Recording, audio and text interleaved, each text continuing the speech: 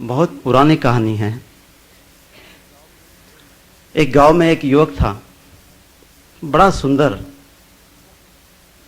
स्वस्थ, बलशाली। उसके रग रग में जोश था, आशा थी कि जीवन में कुछ कर दिखाए, तीव्र आकांक्षा थी, तीव्र इच्छा थी और उसे साध्य करने के लिए अथक परिश्रम करने की, पुरुषार्थ करने की उसकी तैयारी थी। क्योंकि पढ़ा लिखा था, उसने एक बड़ी लिस्ट बना ली कि जिंदगी में क्या हासिल करना है। इत्तेफाक से उस गांव में एक साधु आ गए, तो सारे लोग दर्शन चले गए, युवक भी चला गया। जैसे आजकल के जमाने में है, माइकल जैक्सन आ जाता है तो हम सब लोग दर्शन को चले जाते हैं, मगर पुराने जमाने की बात थी। जमाने की बात अलग होती है। तो उस जमाने में लोग कह देते हैं, साधु संत जिस दिन आए घर हमारे, साधु संत जिस दिन आए घर हमारे, उसी दिन है दिवाली और दशहरे हमारे।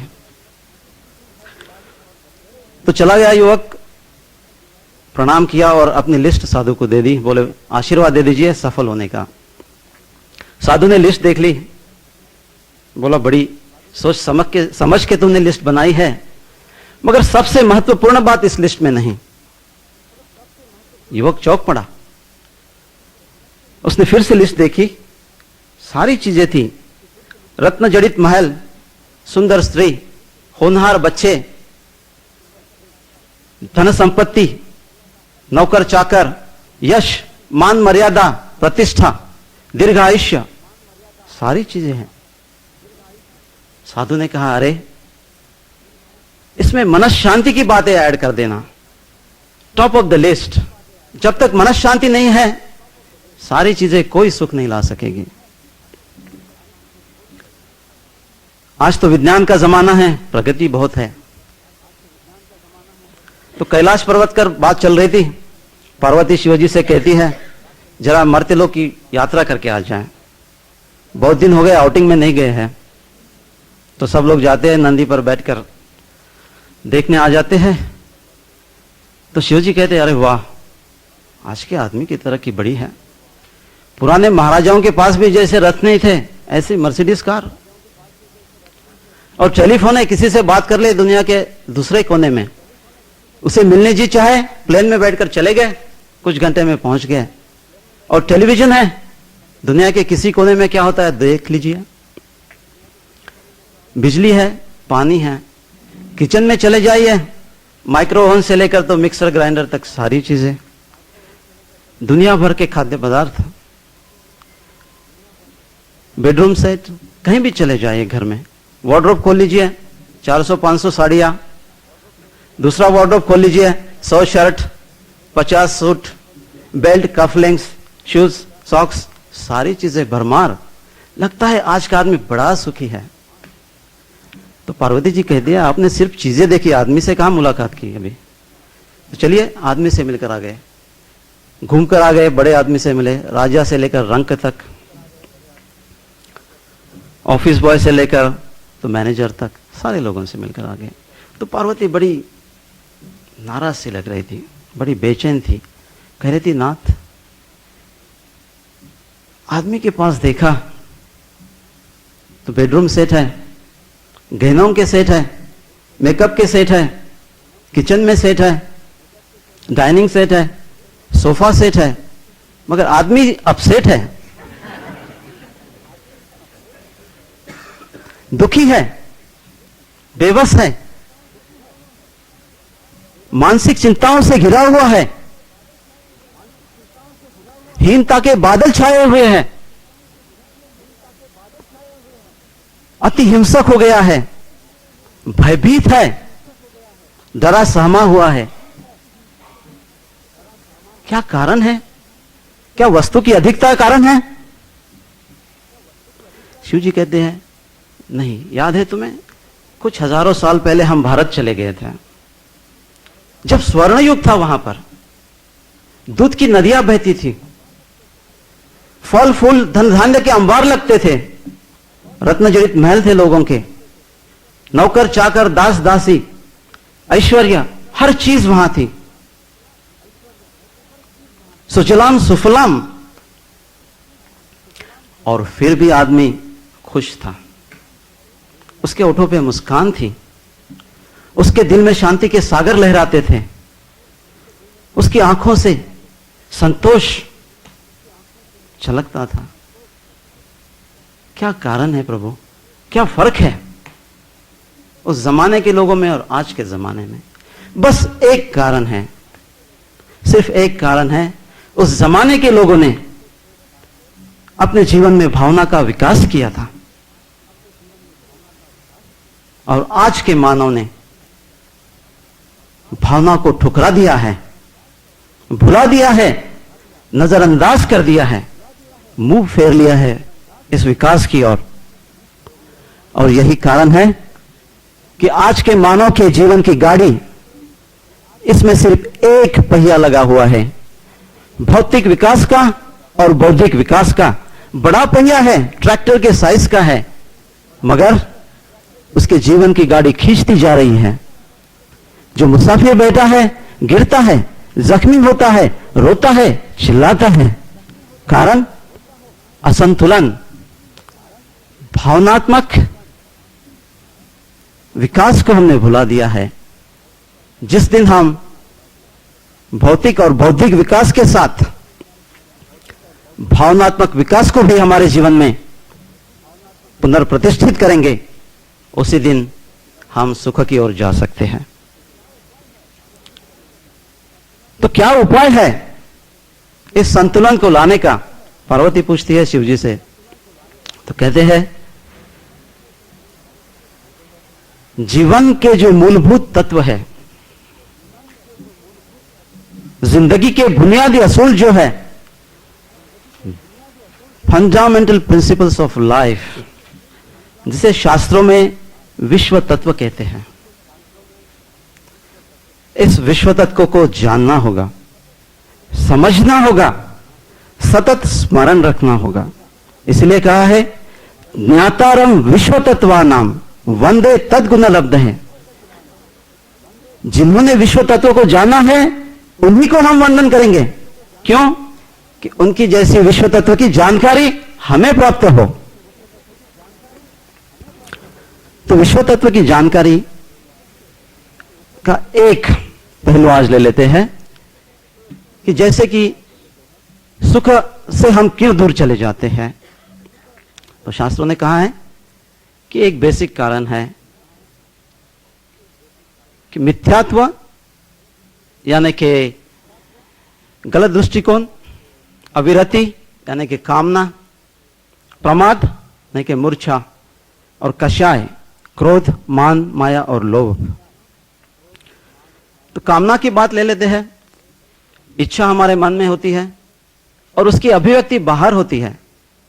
जैसे कि पिज्जा खाने का मन हो गया, इच्छा हो गई, तो हम कपड़े पहनेंगे, कार निकालेंगे, पिज्जा हट चले जाएंगे, पैसे दे देंगे, पिज्जा खाकर वापस आ जाएंगे।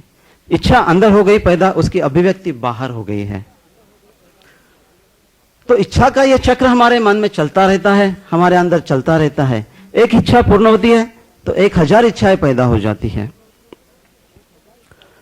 तो इसे जानना है तो इसका मूल स्त्रोत्र क्या है, उसे जानना पड़ेगा। जो क्या मूल स्त्रोत्र है? जो हमारा अतीत है, अतीत से सारी कामनाएं, सारी इच्छाएं आ जाती है। इसकी श्रृंखलाएं क्या है? तो जैसे संस्कार है हमारे, जैसे कर्मबंध है, वृत्तियां है हमारी, हमारे बेसिक इंट्यूशन जैसे कि भूख प्यास, हमारी वासनाएं और हमारी मनोग्रंथियां हैं। तो जब तक हम इस मूल स्तोत्र को जाकर इस पर अंकुश नहीं रखते, इसको शोधित नहीं करते, उसको परिष्कृत नहीं करते, तब तक यह चक्र ऐसा ही चलता रहेगा। और भावना का कार्य है कि इस सारे चीजों पर अंकुश लगाए, इसको परिष्कृत करे, परमार्जित करे।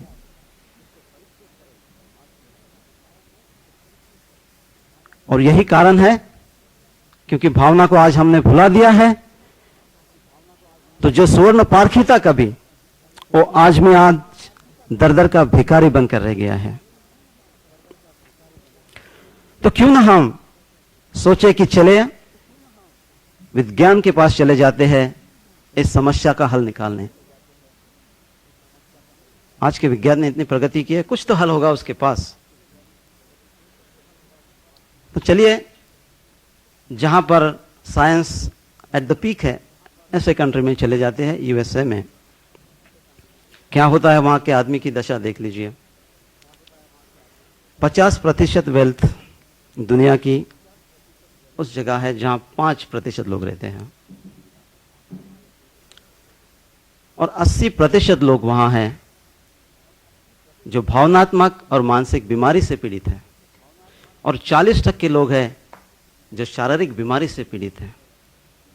High blood pressure, low blood pressure, diabetics, constipation, insomnia, depression, you name it and it is there. और मानसिक और भावनात्मक रोगी हजारों लाखों डॉलर खर्च करते हैं। इतने बड़े बड़े हॉस्पिटल है, इतने बड़े बड़े ट्रीटमेंट है, मगर कुछ हासिल नहीं होता। क्या कारण है? कुछ तो कारण होगा, बड़ा सिंपल कारण है। जैसा कि आप जानते हैं कि हमारा जो शरीर है, शरीर के 7 तल होते हैं। कुछ शास्त्रों में 5 जाने जाते हैं, मगर हम आज 3 शरीर की बातें करेंगे। जो हमारा बाह्य शरीर हमें दिखता है, फिजिकल बॉडी, उसके अंदर होता है जिसे हम तेजस शरीर, प्राण शरीर, इलेक्ट्रिक बॉडी या विद्युत शरीर कह सकते हैं। और उससे भी अति सूक्ष्म होता है कर्म शरीर, और उसके पीछे होती है शुद्ध चेतना या चैतन्य या आत्मा या आत्म स्वभाव, जो भी कुछ आप कहिए। तो आज का विज्ञान जो काम करता है वो फिजिकल बॉडी के तल पर काम करता है, और हमारी जो सारी प्रॉब्लम है वो हमारी अति सूक्ष्म शरीर से आती है, कर्मान शरीर से आती है, कर्म शरीर से आती है। सारे हमारे अतीत का जो लेखा जोखा है कर्म शरीर में लिखा हुआ है। जैसा कि आप जानते हैं कि कर्म करने के लिए आदमी तो स्वतंत्र है, कर्म करे या न करे उसके हाथ की बात है, मगर कर्म का जब बंध होता है तो उस कर्म बंध का जब विपाक होता है या कर्म जब उदय में आते हैं तो उसे भोगने के लिए आदमी स्वतंत्र नहीं है, उसे भोगना ही पड़ता है। छोटा हो या बड़ा, प्रज्ञावान हो या मूढ़, तीर्थंकर भी हो, सबको कर्म के भोग भोगने ही पड़ते हैं। और इसलिए हमारे सारी जो वृत्तियां, जो वासनाएं, उसका मूल जो है कर्म शरीर है। और इसलिए साइंस के पास उसका आज कोई हल नहीं है। इस हल के लिए हमें फिर से आना पड़ता है भावना की दुनिया में, क्योंकि भावना ही ऐसी चीज है जो हमें स्थूल शरीर से तेजस शरीर तक ले जा सकती है, और तेजस शरीर से कारमान शरीर तक ले जा सकती है, और उसके द्वारा हम शुद्धिकरण की, विशोधन की क्रिया कर सकते हैं।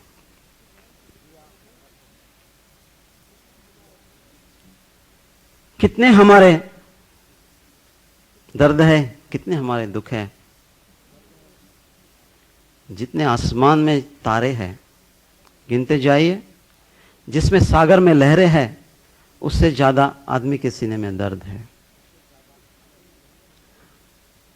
किसी कवि ने क्या खूब कहा है, दुनिया में जितनी भीड़ है, यानी कि जितनी गर्दी है, रश है, कितने लोग हैं? 600 करोड़, 600 करोड़ लोग हैं। दुनिया में जितनी भीड़ है, मनुवा में, हमारे सीने में उतनी पीड़ है, उतनी पीड़ा हमारे सीने में है। तो क्या इसका इलाज क्या है? आज की आधुनिक दवाई पे चले जाइए, एक खांसी की बीमारी है तो 10 प्रकार की टैबलेट मिल जाती है। 4 before sleeping, 4 after sleeping, 4 before getting up from the sleep, जो भी है। तो लाखों बीमारियां जब है तो आधुनिक विज्ञान के पास इलाज ले आएंगे, तो इस दवाई को रखने के लिए जितनी शारजा सिटी है उतना बड़ा गोडाउन तो लगेगा। मगर भावना की जो ट्रीटमेंट है वो ऐसी ट्रीटमेंट है, जितनी भी हमारी बीमारियां हैं सारी दुखों की एक दवा है। सारे दुखों की एक दवा भावना की जो है। तो भावना का जो कार्य है, इसे यदि हम समझ सकें, यदि हम हमारे जीवन में ला सकें, तो हमारे जीवन में परिवर्तन का कार्य शुरू हो जाएगा। एक और सवाल आता है, क्योंकि हम बुद्धिजीवी जीव हैं, तो बुद्धि से काम लेते हैं। तो एक हमेशा सवाल आता है कि भाई ये भावनाओं की बातें जब हम पढ़ते हैं तो पुण्य पाप की बातें आती है, स्वर्ग नरक की बात आती है, अगले जन्म की बात आती है। किसने देखा अगला जन्म? किसने देखा स्वर्ग? किसने देखा है नरक? भाई हम तो बिजनेसमैन हैं, कैश की बात करते हैं। माल दिया, पैसा लाओ। तो भावना की जब हम बात करते हैं तो उसमें अभी क्या रिजल्ट हमें मिलेगा, इसकी बात करो। यह प्रश्न आज का नहीं है, पुराने आचार्यों ने भी यह प्रश्न उठाया था। तत्वार्थ सूत्र नाम का जो अप्रतिम ग्रंथ है, उसके जो रचयिता है उमास्वाति आचार्य, इन्होंने खुद यह सवाल उठाया था। उन्होंने कहा कि जिस धर्म में हमारे आज के जीवन के प्रश्नों को सुलझाने का सामर्थ्य नहीं है, उस धर्म के रास्ते में हमें जाना ही नहीं। क्यों जाए? कल की बात किसने देखी है? तो क्या भावना के पास हमारे व्यवहारिक जीवन के काम की कुछ चीज है कि नहीं? भावना 2 in 1 सॉल्यूशन है। जैसे कि कोई बहुत खुशनसीब लोग होते हैं कि जिनका लाइफ पार्टनर होता है, तो लाइफ पार्टनर भी होता है और अच्छा दोस्त भी होता है। लाखों में एक होता है ऐसा, हर एक के पास नहीं, मगर वो बड़ा खुशनसीब होता है। तो 2 in 1 पार्टनर मिल गया उन्हें। उसी प्रकार भावना का जो है सॉल्यूशन 2 in 1 का सॉल्यूशन है। परमार्थ के लिए भी है सॉल्यूशन, मगर हमारे व्यवहारिक जीवन के लिए भी उसके पास बड़ा सॉल्यूशन है। हमारी पारिवारिक समस्याएं हो, हमारी सामाजिक समस्याएं हो, हमारे प्रोफेशन की समस्याएं हो, कुछ भी समस्या है, इसका हल भावनात्मक विकास के द्वारा हमें मिल सकता है। और जल्दी मिल सकता है। जिस दिन आप भावना को फिर से अपने जीवन में प्राण प्रतिष्ठित करेंगे, फिर से उसके अपने जीवन में स्थान देंगे, तो आपके जीवन में एक संतुलन आते जाएगा। और जिस दिन क्या फर्क है, जिस आदमी के जीवन में भावना का विकास नहीं है और जिस आदमी के जीवन में भावना का विकास है, बहुत थोड़ा फर्क है। जिसके जीवन में भावनात्मक विकास नहीं है, उसकी प्राणधारा जो है अधोगामी होती है, बुराइयों की तरफ ले जाती है, विचार शक्ति भ्रष्ट कर देती है, विवेक शक्ति भ्रष्ट कर देती है, और फिर आदमी दुखी दीन बन जाता है।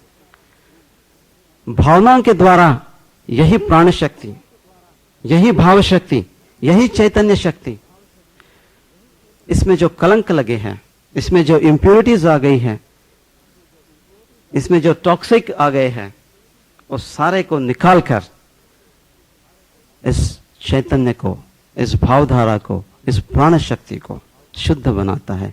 और जैसे ही शुद्ध बनती है, ये चैतन्य धारा ऊर्ध्वगामी बनती है, हमारा विवेक जागृत होता है, हमारी सहनशीलता जागृत होती है,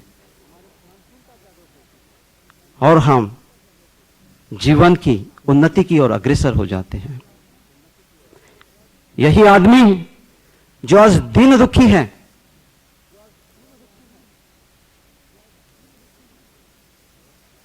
भावना के प्रयोग के द्वारा शक्तिशाली और पराक्रमी बन सकता है। वही आदमी जो आज भयभीत है, डरा हुआ है, वही आदमी भावना के प्रयोग के द्वारा निडर बन सकता है। वही आदमी जो आज चंचल है, भावना के प्रयोग के द्वारा वही कितने भी तूफान आए जिंदगी में, कितनी भी कठिनाइयां आए, वो मेरू पर्वत की तरह अचल रहेगा, स्थिर रहेगा। वही आदमी जो मानसिक अस्वास्थ्य से घिरा हुआ है, स्वस्थ बन जाएगा।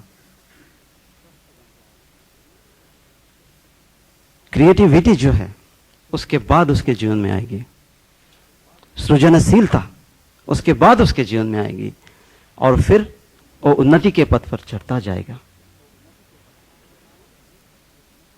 जो मानव क्रूर है, अत्याचारी है, वही भावना के प्रयोग के द्वारा उसका जीवन मैत्रीपूर्ण हो सकता है, रुजुतापूर्ण हो सकता है, प्रमोदपूर्ण हो सकता है। तो भावना की बातें जो है, proven formula for the edges,